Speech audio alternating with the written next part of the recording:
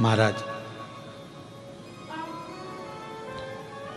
शिव महापुराण की कथा कर रही है, भगवान शंकर का चरित्र कर रहा है। मेरी जितनी आद्य शक्ति दुर्गा भवानी, मेरी माँ जगतजननी, पार्वती माँ, जितनी माता हैं, ये कहीं ना कहीं शिव की स्तुति करती हैं और शंकर भगवान इनको प्रेरणा देते हैं कि किन असुर का संहार करना, किन दुष्टों का संहार करना।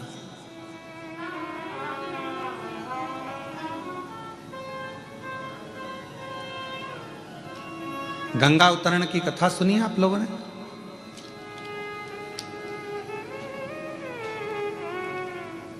जम के बोलो, गंगा जी की कथा सुनी? गंगा जी कैसे आई थी, भागीरथ जी ने तप करा और भागीरथ बाबा ने तप कर 60,000 जो राख के ढेर थे उनकी मुक्ति के लिए गंगा जी को लेकर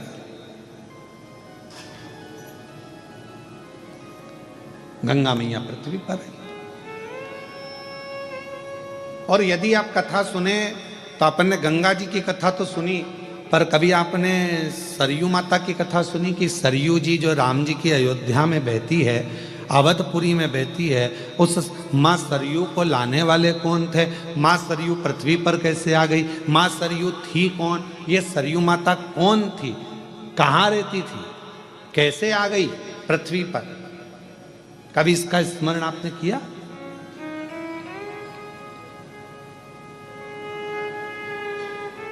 हमने नर्मदा जी का स्मरण करा, हमने यमुना जी का स्मरण करा कि कालिंदगिर पर्वत पर रहती थी माँ यमुना जी, कालिंदी महारानी, और अविरल करती करती भगवान कृष्ण की पट रानी जा बनकर आनंद के साथ निवास करती है। ये हमने यमुना जी का स्मरण करा। गंगा जी का हमने स्मरण करा। माँ सरयू जी का प्रागट्य कैसे हो गया? माँ सरयू जी कैसे आ गई पृथ्वी पर? लाने वाले माँ सरयू जी को कौन थे? कैसे माँ सरयू पृथ्वी पर आ गई? अवधपुरी में माँ सरयू जी को इतना आनंद से पूजा जाता है, स्मरण किया जाता है, स्नान किया जाता है। माँ सरयू इस अवध में कैसे पहुंच गई? माँ सरयू इस भूमंडल पर, पृथ्वी पर कैसे आ गई? कौन थी यह माँ सरयू? कभी हमारे मन में ये भाव आया?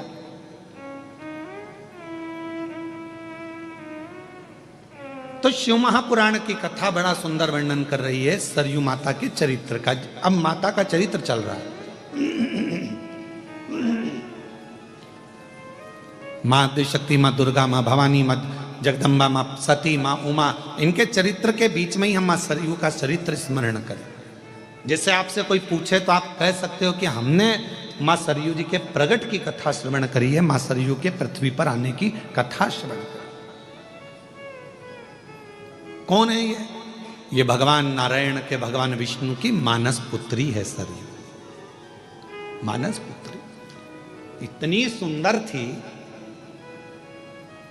इतनी सुंदर, सुंदर सुंदर घुंघराले केश माँ सरयू जी के, मस्तक पर बिंदी लगी है, होठों पर लाली है, कानों में झुमका है, गले में सुंदर हार पहनी हुई हैं और मस्तक पर एक सुंदर सा बेंदा लगा हुआ है, टीका लगा। सुंदर लहंगा, सुंदर चोली, सुंदर पांव में पैजनिया, सुंदर हाथ में चूड़ा, उंगलियों में मुद्द, भुजबंद करधना, लंबी लंबी चोटी, केश खुले हुए, और माँ सरयू पूरे बैकुंठ में भ्रमण कर रही है। पूरे बैकुंठ,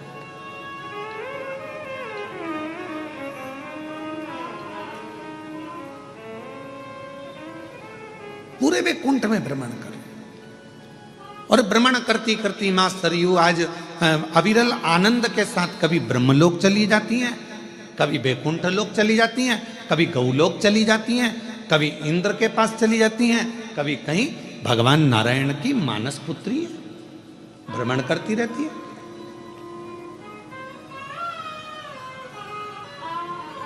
और इनका एक नियम बड़ा प्रबल है, मां सरयू जी का सबसे प्रबल नियम है मां सरयू का, कि मां सरयू भगवान नारायण की मानस पुत्री हैं। और ये कब उत्पन्न हुई? जिस समय पर भगवान विष्णु, भगवान नारायण, भगवान शंकर की ध्यान मुद्रा में बैठे हुए थे और उनका स्मरण कर रहे थे, उनके स्मरण के उस भाव के जल से ही मां सरयू का प्रागट्य। भगवान नारायण की मानस पुत्री मन से प्रकट हुई है, भ्रमण कर रही हैं। स्कंद पुराण का ये चरित्र वर्णन करता है। माँ सरयू जी कभी ब्रह्म लोक जाती हैं, कभी भगवान वैकुंठ लोक में भ्रमण करती हैं, कभी गौ लोक में भ्रमण करती हैं, सुंदर आनंद के साथ में मंत्र जाप करती जाती हैं, शिव नाम नारायण नाम करती जाती है।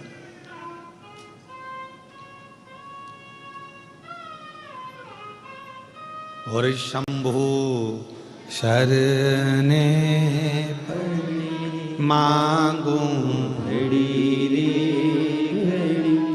दुख काटो दया करीन दर्शन ओ शंभु शरणे मांगू घड़ी रे दुख काटो दया करीन दर्शन। माँ भ्रमण कर रही है वैकुंठ में, माँ भ्रमण कर रही है ब्रह्मलोक में, माँ सरयू भ्रमण कर रही है गौलोक धाम में। वशिष्ठ बाबा ने देखा कि भूमंडल पर जीव पाप से ग्रसित हो रहा है, और इस पाप से ग्रसित व्यक्ति के जीवन में यदि एक बार भी कोई ऐसे स्वरूप का दर्शन हो जाए कि जिसके दर्शन करते से ही जीवन के सारे पाप नष्ट हो जाएं, तो वो कौन हो सकती है। अब वशिष्ठ बाबा ने तप किया, और वशिष्ठ ऋषि ने तप कर कर वशिष्ठ बाबा जब तप करने लगे, ब्रह्म ऋषि वशिष्ठ जी जब तप करते हैं और तप करते करते उनके ध्यान में आया कि एक है भगवान नारायण की पुत्री मानस पुत्री सरयू, जिसका केवल स्वरूप का भी अगर कोई दर्शन कर लेगा तो उसके पाप संचित समाप्त हो जाएंगे। ऐसी सरयू को जाना, सरयू को शायद इस प्रसंग को आस्था चैनल पर और शायद सोशल मीडिया पर पहली बार कोई इस चरित्र का स्मरण कर रहे होंगे, मां सरयू के प्रागट्य का, मां सरयू के पृथ्वी पर आने का।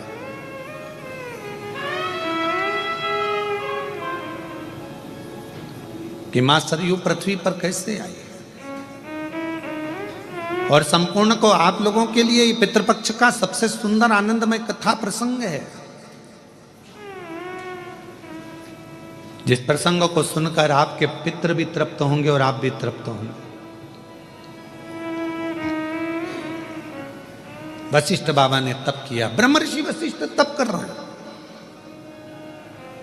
किसको मैं लेकर आऊं, किसका स्वरूप का दर्शन करूं जिससे संचित पाप नष्ट हो जाए मनुष्य के। तब ब्रह्म ऋषि वशिष्ठ जी ने ध्यान लगाकर देखा तो भगवान नारायण की मानस पुत्री सरयू बड़ी अच्छी है, सुंदर है, पवित्र है। अगर ये भूमंडल पर आ जाए, पृथ्वी पर आ जाए, तो इसके केवल दर्शन मात्र से जीव के पाप नष्ट हो जाएंगे। सरयू जी को लेने के लिए सबसे पहले पहुंचे ब्रह्मलोक, ब्रह्मलोक में मां सरयू जी नहीं थी। फिर पहुंच गए इंद्रलोक, इंद्रलोक में मां सरयू जी नहीं थी।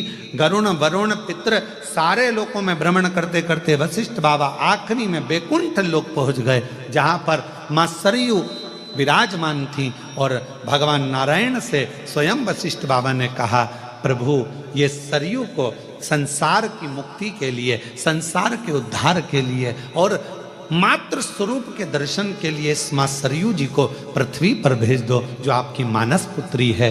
भगवान नारायण ने जगत कल्याण के लिए, जगत उद्धार के लिए सरयू जी को पृथ्वी पर भेजने को तैयार।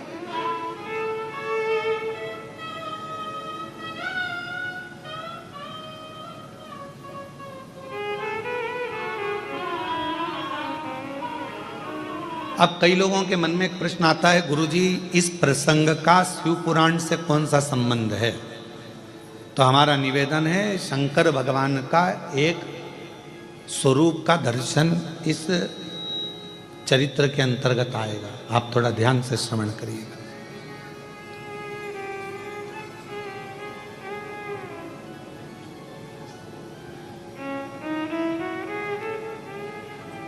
सरयू जी को दे दीजिए। ठीक है, ले जाओ।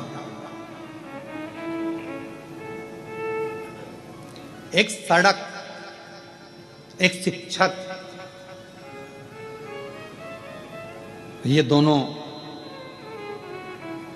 जहां हैं वहीं रहते हैं, पर इनके पास आने वाले को ये मंजिल तक पहुंचाते रहते हैं।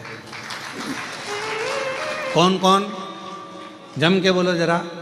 सड़क और शिक्षक।